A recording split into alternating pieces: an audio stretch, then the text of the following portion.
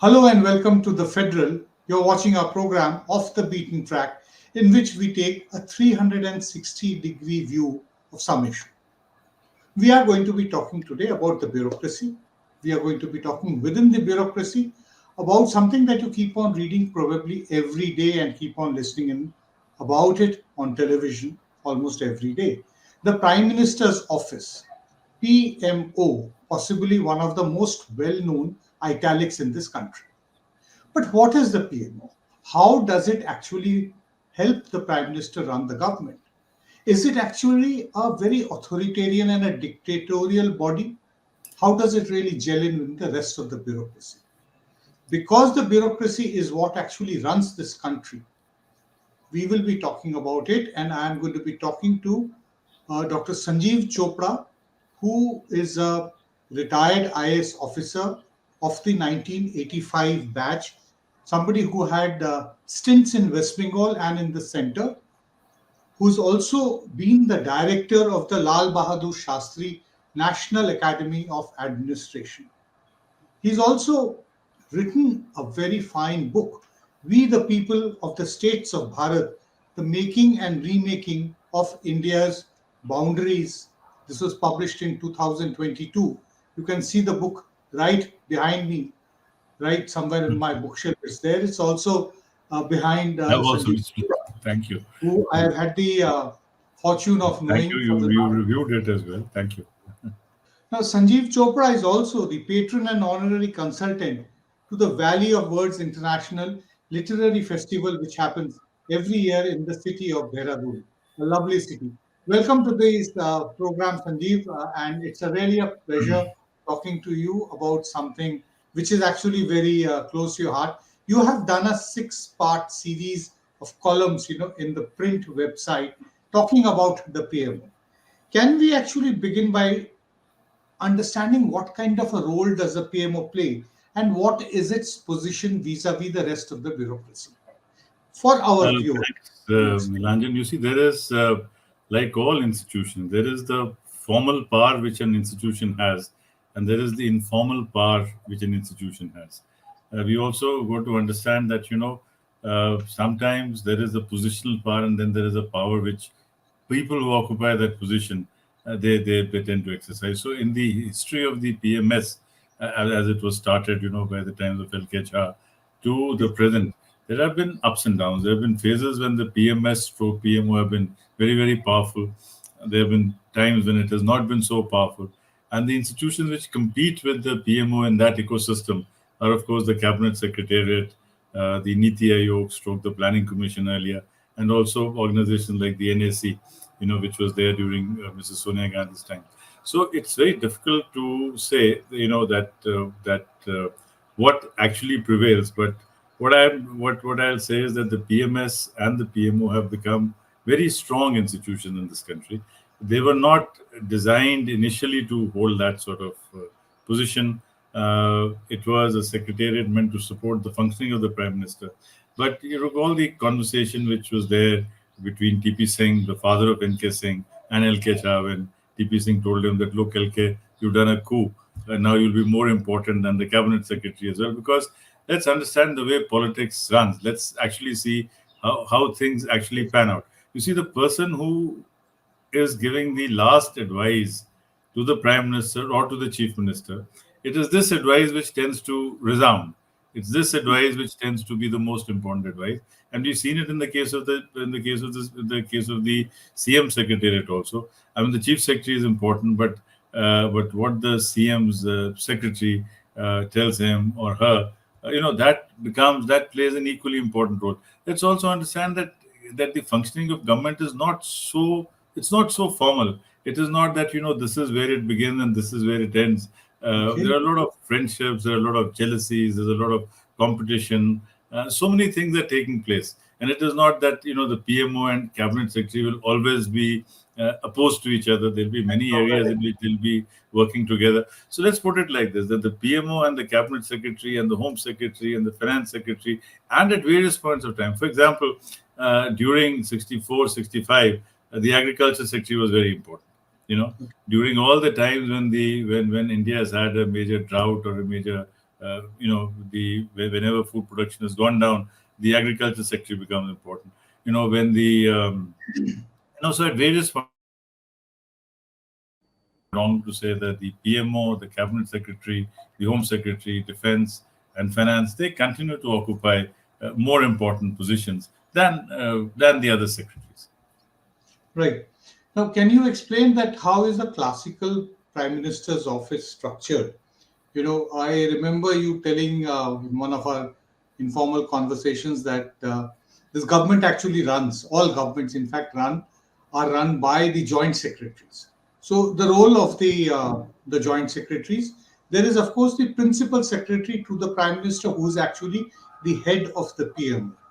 And also, the Prime Minister's office has normally consisted of a large number of people who are not from the IAS, IFS, or any of the other central services, but are essentially part of the private inductees of by the Prime Minister. He brings his trusted people who have nothing to do with the bureaucracy, who have always been, political appointees wherever they have gone. So how does this all work? It appears to be from a distance, somebody who's outside appears to be something there where people are always going to be fighting with each other as you talk No, about it's one of not. the PMOs, It's not like this, Nilanjan, at all.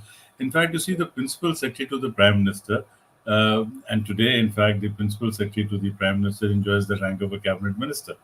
So it's a very interesting situation that you have a minister of state in the PMO, and you have the principal secretary to the prime minister who enjoys the rank and status of the cabinet minister, right? And also the NSA. The NSA also enjoys the rank and status of a cabinet right. minister.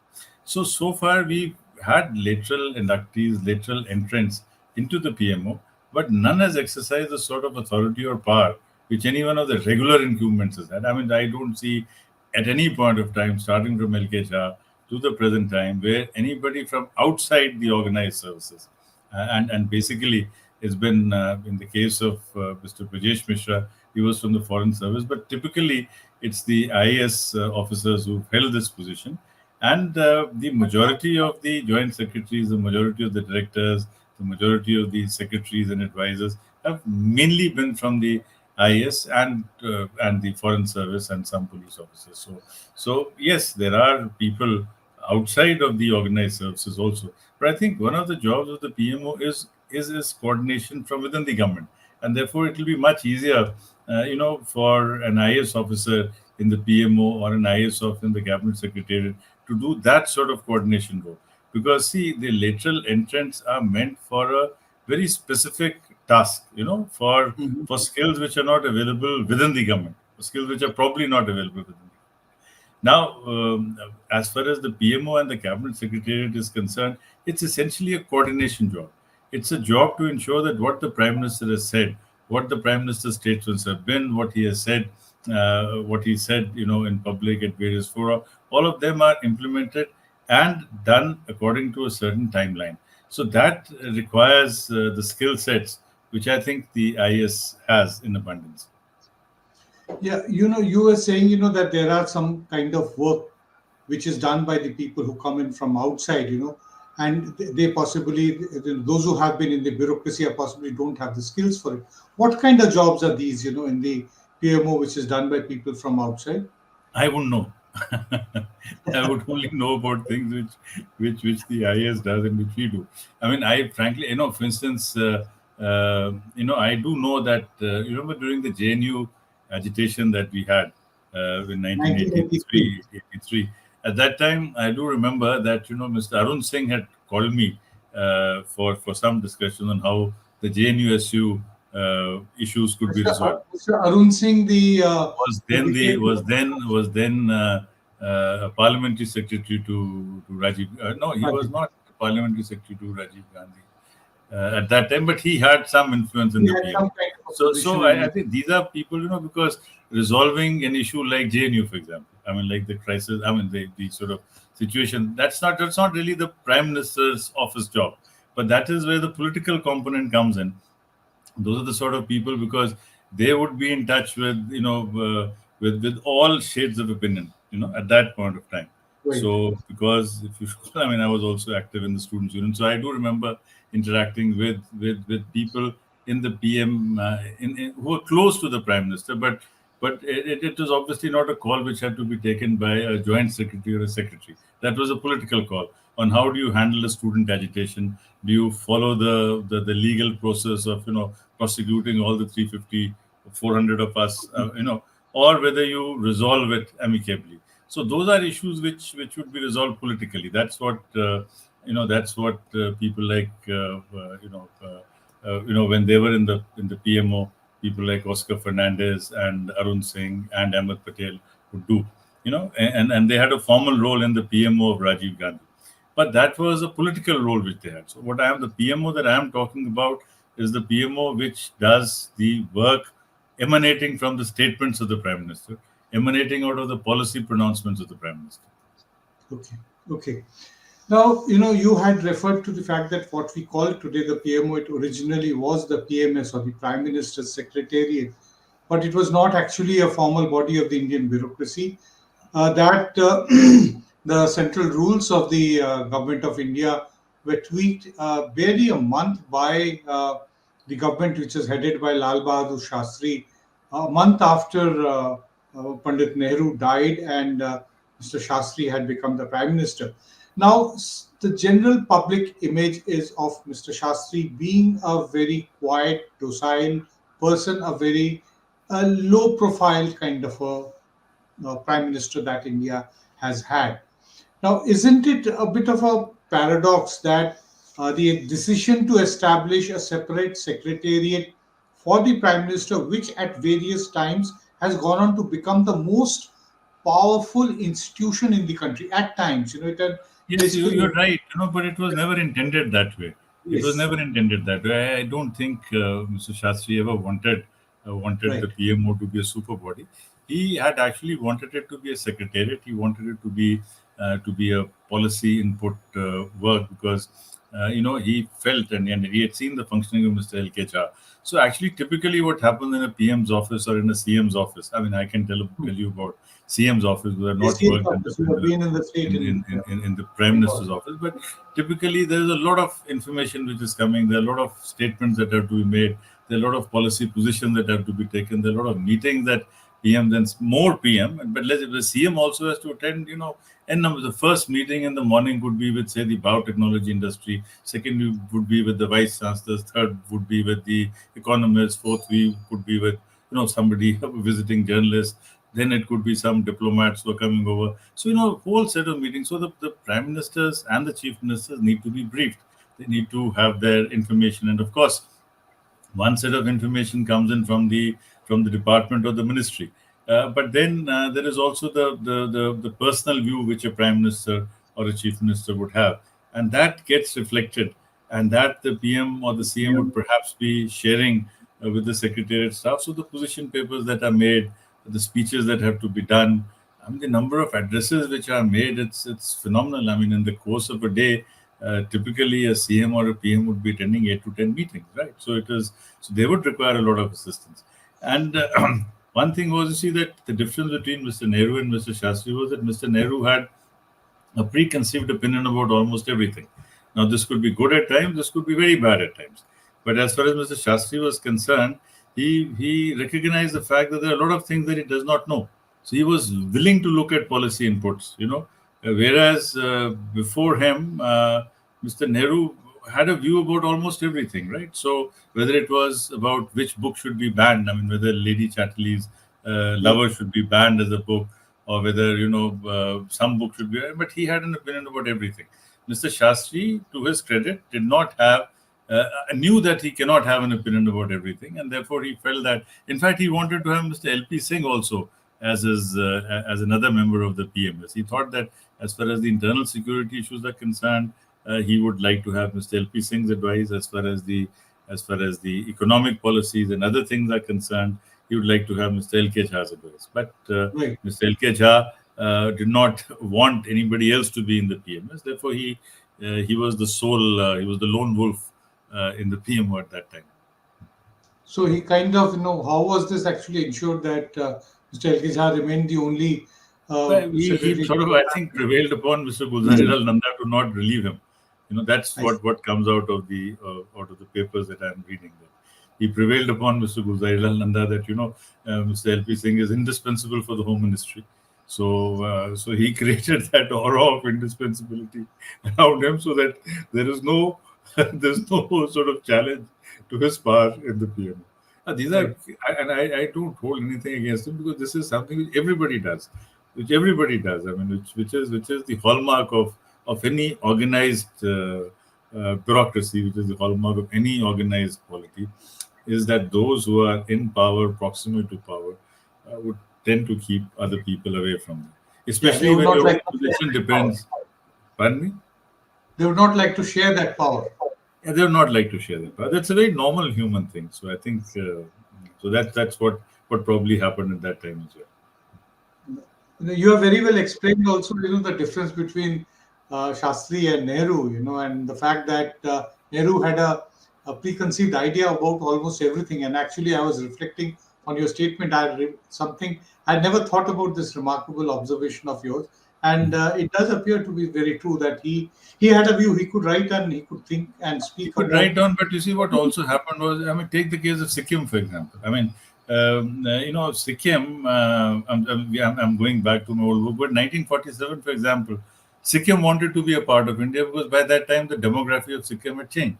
Change. Sikkim was already a Nepali majority, area.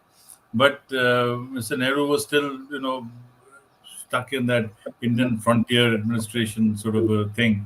And therefore, these were steps that could have been taken. I mean, in the sense that the entire Northeast, I mean, I'm not the entire Northeast, but NEFA, for example, I mean, why should that have been under the Ministry of External Affairs at all? I mean, you are giving a very odd message.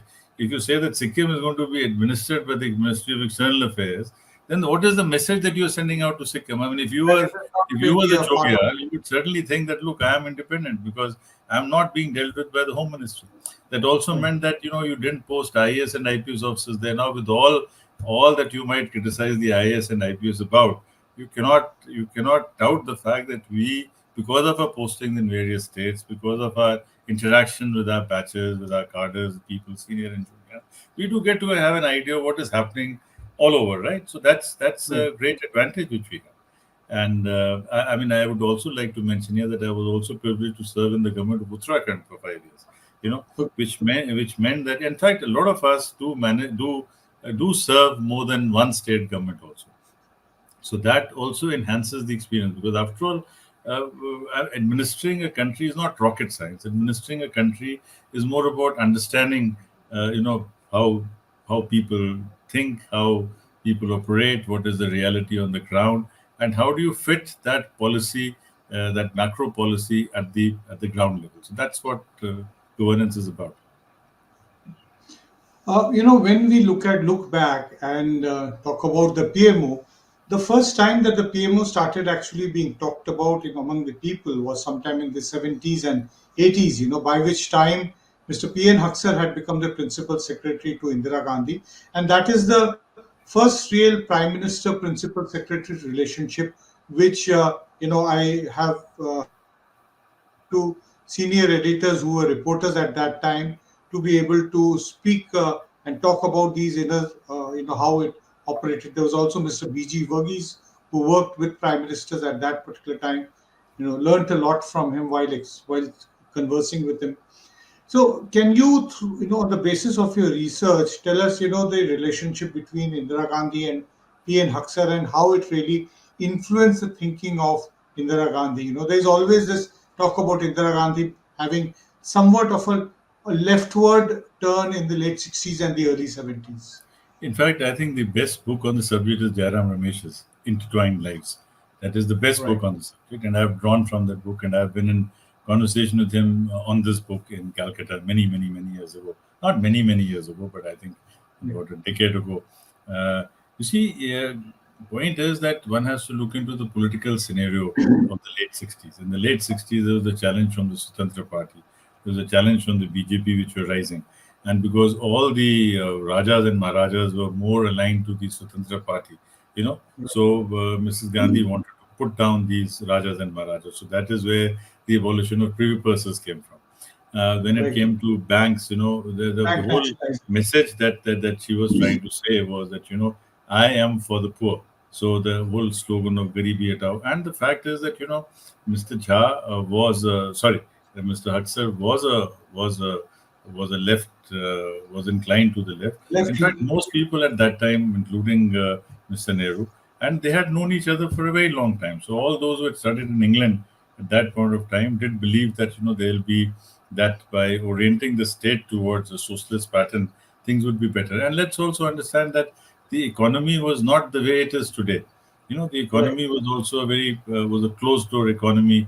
The press was controlled by, you remember it used to be called the jute press. So it's a very complicated situation. So it's very easy today to say that this could have happened or that could have happened. But the fact is that Garibi Hatao was a popular slogan.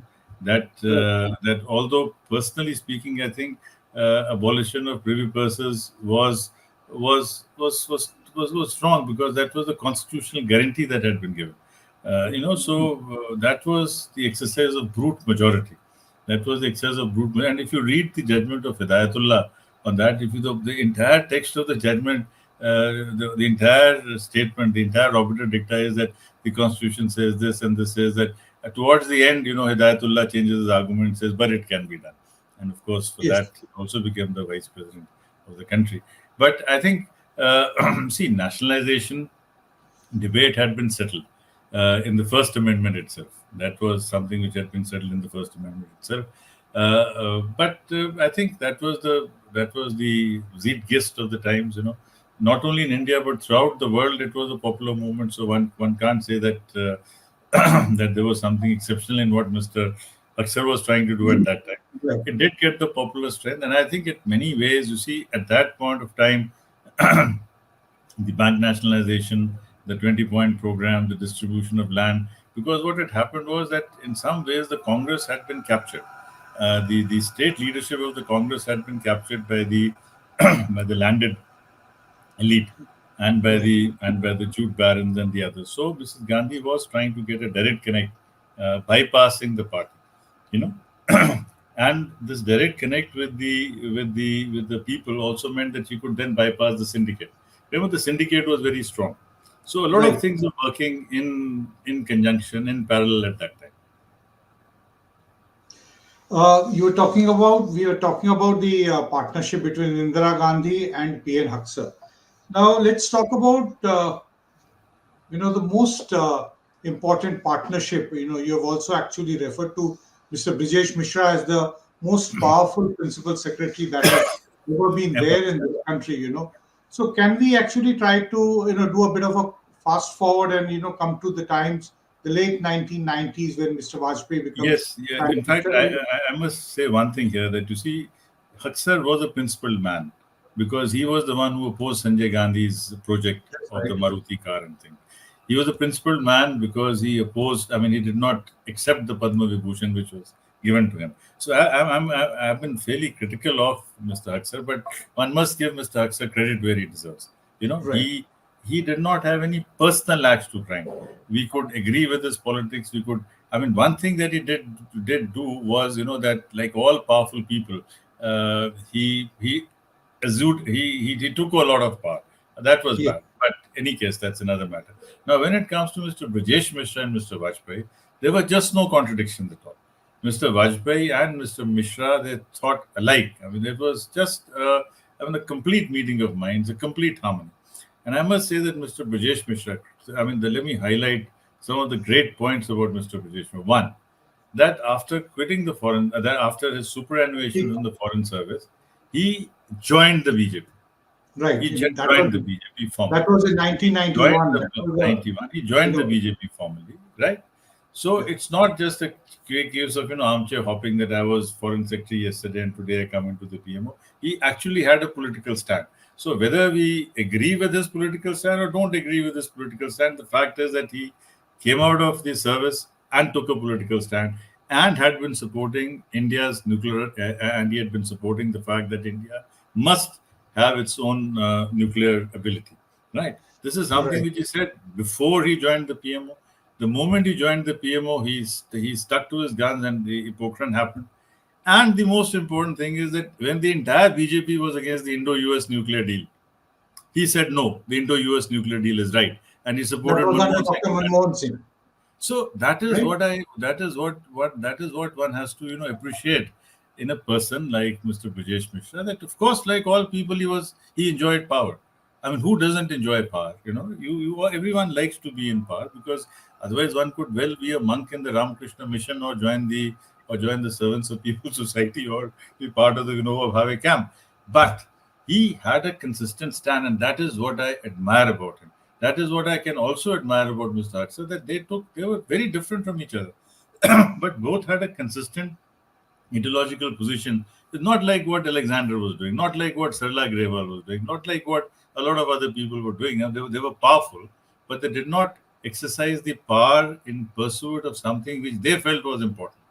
Now, Mhm. as far as Brajesh Mishra is concerned, he was very clear. He said, "I'm not an ideologue. I'm a pragmatist. I want India first.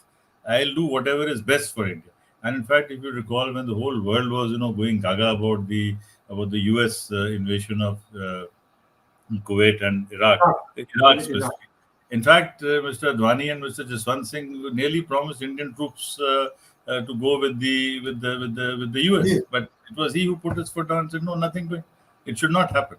So we need to, in hindsight, we need to understand why people take certain decisions, and then we need to understand sometimes they've taken unpopular decisions as well, which need to be highlighted, which need to be acknowledged. You know. Have you researched? You talked about Mr. Advani and Jaswant Singh, virtually wanting to commit Indian troops as part of the U.S. Troops in West Asia in 2002. Yeah. Uh, would have researched that. Can you tell us something more that as to how Mr. Mishra came up with a counter viewpoint, and what were the reasons why he felt that India should not commit its troops? No, he felt that Indian soldiers, his principal point was that if India is not at war, Indian soldiers should not be sent out. He was also the Okay. view that it is not, because the US called it the coalition of the willing. It was not a UN force. Remember that India has been quite active in sending its Yes, India soldiers has been very active in the when it peacekeeping comes to the UN forces. peacekeeping force, and That's we are right. very happy to be part of the UN peace. It gives a very good exposure to the Indian Army. It helps the Indian Army to work with armies across the world. It's a very good thing. But Yes. and that is the point which was being made, that look, unless it is a UN mission, if it is a mission under the auspices of the UN, certainly yes. But if it is the coalition of the willing, then what are we talking about? We're talking about just following Uncle Sam wherever he wants us to go. So he was a very principled man that way, and I think that's a very correct position. India should not send its troops unless it is a UN mission. Right. In fact, I do not know. I have not checked it out in the last few years, but till a few years ago, India was one of the largest contributors to Yes, the we can't, because UN. also because we are one of the largest armies in the world. In Yes. numerical strength, we are one of the largest armies.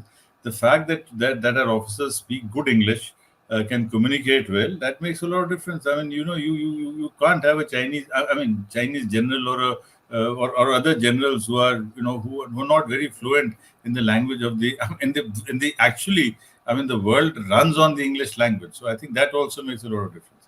So, in fact, Indian generals are very much in demand, because of our ability and fortunately, or unfortunately, most of these issues have happened in the Anglophone countries in Africa. So, most of our missions have been in Right. Anglophone countries. I think that also makes a lot of difference, because You I know, don't recall any one of my friends from the army serving in francophone countries, or in countries where Spanish is spoken. So, but it's just anecdotal. I mean, I won't be able to sure. Certainly, say with the backing of data. yeah. One of the reasons also for Mr. Brijesh Mishra to have also been powerful, that he was also the national security advisor, and possibly his Yes, view yes. on committing Indian troops possibly prevailed because he was actually speaking from two positions which he held.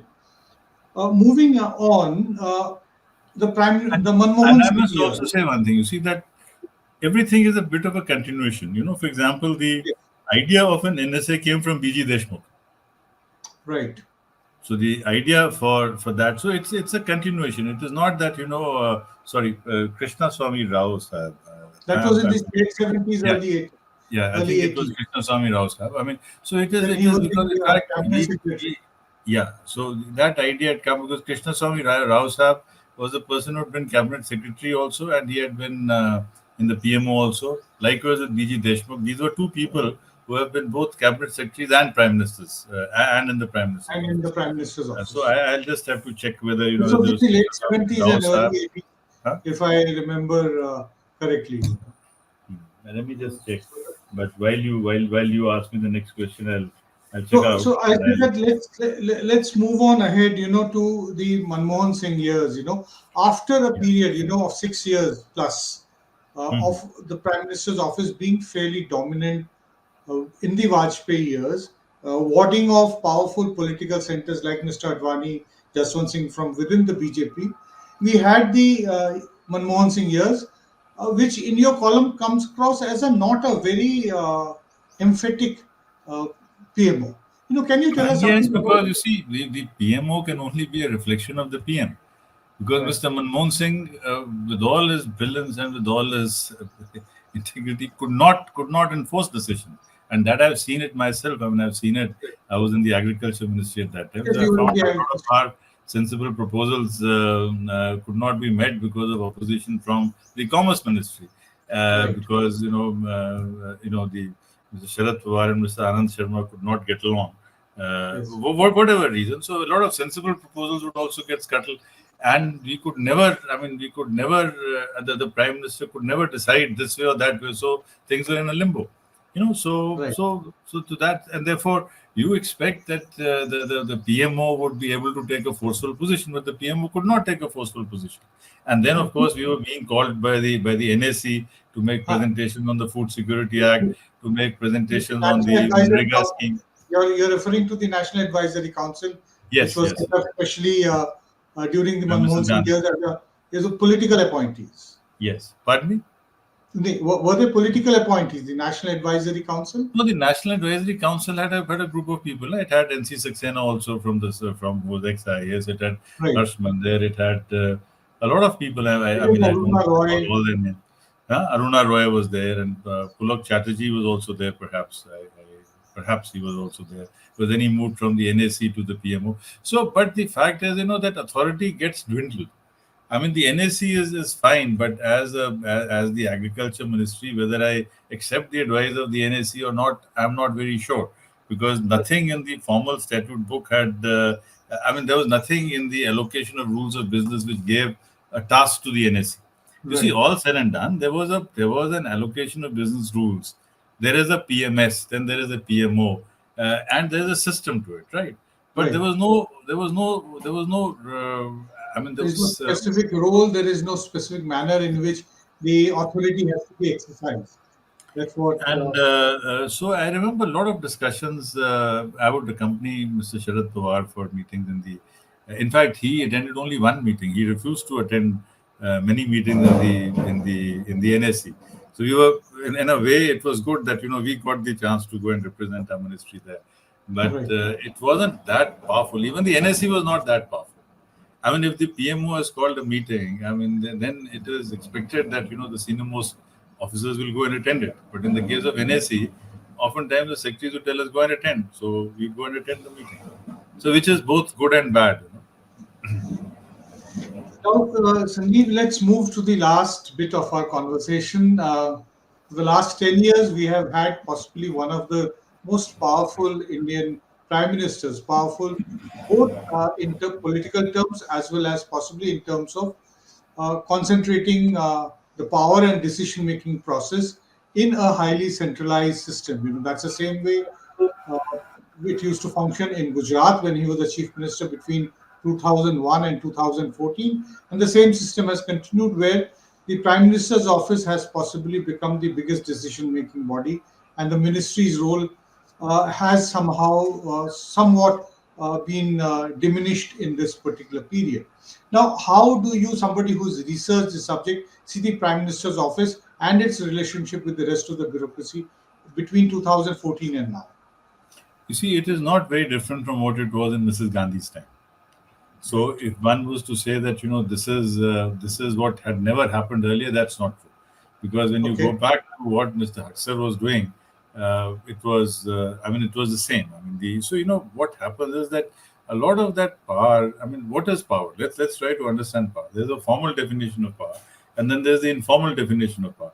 You see, the PMO also derives a lot of its power from the fact that all appointments are with the PMO, right? So a lot of secretaries, a lot of joint secretaries would not want to sort of put forward a point of view if they feel that it might sort of it might Jeopardize harm their appointment which they would like or the position that they are in. they are in. So I think that is perhaps the reason. So formally, nothing much has changed, but informal power. Power is never always formal. You see, fortunately now we don't have a PMH, we don't have a Prime Minister's household. But actually, from say 1974 to 1977, the PMO was also not important.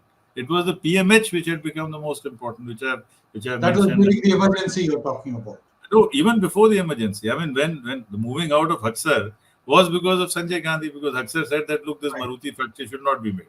So he would write long notes, and therefore one of the comments in the PMH was, "इतने अच्छे note लिखता है तो planning commission ने भेज दो." So that is how he got shifted to the planning commission, where he didn't count for much. So That's the right. fact is, that power as it was exercised during emergency. During emergency, the LG of Delhi would come hurtling and report to Sanjay Gandhi almost once Yes. a week. Now, So- how can you imagine the Lieutenant Governor of Delhi? Reporting to him. Reporting to Sanjay Gandhi and to all his minions. It's an extra constitutional authority. Absolutely constitutional. If the LG, if the joint secretary from the PMO asks for a report from the LG, it will be definitely worded well, and he'll give it all the and I would say that the secretary to the prime minister, the joint secretaries, anybody from the PMO has some legitimacy to ask for a report. But look at what used to happen in those times. So as far as the form is concerned, the PMO is maintaining all the forms.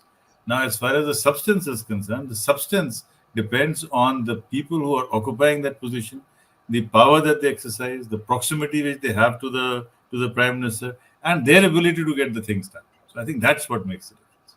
So, what has been your assessment of the two Mishras who have been the principal secretary to the Prime Minister and Mr. Modi? See, I have State not. Mishra and the current principal secretary, Mr. P.K. I Mishra. think it's been the regime of the Mishras. I have not worked with Mr. Brajesh Mishra, so I cannot comment about him. I have not worked with Mr. Nripen Mishra except one meeting which I have interacted with them. But as far as the PK Mishra is concerned, I would certainly say that because I have been in the space of agriculture, his knowledge about the subject is phenomenal. He is very unassuming. He is very powerful, but he's also very unassuming. Seeing him, one cannot understand how powerful this person is. And this is exactly the sort of role which I think the PMO, he exercises a lot of power. He does read a lot.